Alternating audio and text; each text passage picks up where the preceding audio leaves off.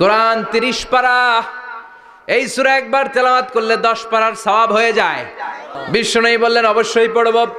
সাহাবীদের মধ্যে ঘোষণা দিলেন, ও সাহাবারা, তোমাদের ভাই মুআবিয়া ইবনে মুআবিয়া আল মুজানি কিছুক্ষণ আগে মদিনাতে ইন্তেকাল করেছে। এই মুহূর্তে আমরা গায়েবানা জানাজা পড়ব। বিশ্বনবী প্রথম কাতারে দাঁড়ালেন, হাজার হাজার সাহাবারা লাইন ধরে দাঁড়ালো। সাইয়েদনা জিব্রাইল 1,40,000 ফেরেশতা নিয়ে সাহাবাদের পেছনে 2টা লাইনে দাঁড়িয়ে গেলেন। বিশ্বনবী তো অবাক, ঘটনা কি? কোন সাহাবীর গায়েবানা জানাজায় তো ফেরেশতা নামে না আকাশের উপর থেকে। বিশ্বনবী জিজ্ঞেস করলেন, জিব্রাইল, কোন সাহাবীর গায়েবানা জানাজায় তোমরা আকাশ থেকে এত ফেরেশতার বহর নিয়ে নামো নাই? কি এমন আমল করেছে আমার মুআবিয়া?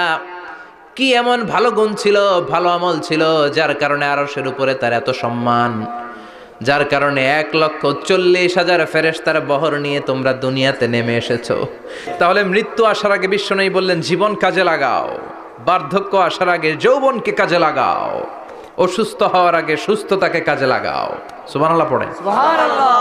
এরপরে বিশ্বনবী বললেন, দারিদ্রতার কষাঘাত আসার আগে ধনাঢ্যতাকে কাজে লাগাও। 5 নম্বরে সব শেষে বিশ্বনবী বললেন, ব্যস্ত হয়ে যাওয়ার আগে অবসরকে কাজে লাগাও।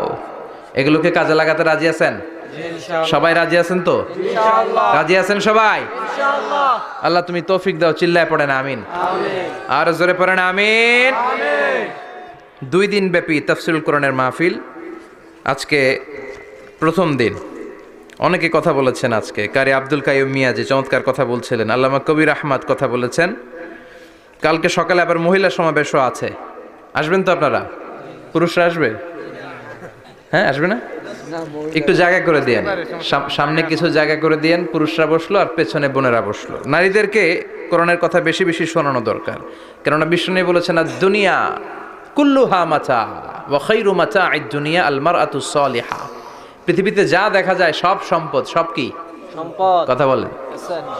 সব হচ্ছে অ্যাসেট, সব সম্পদ।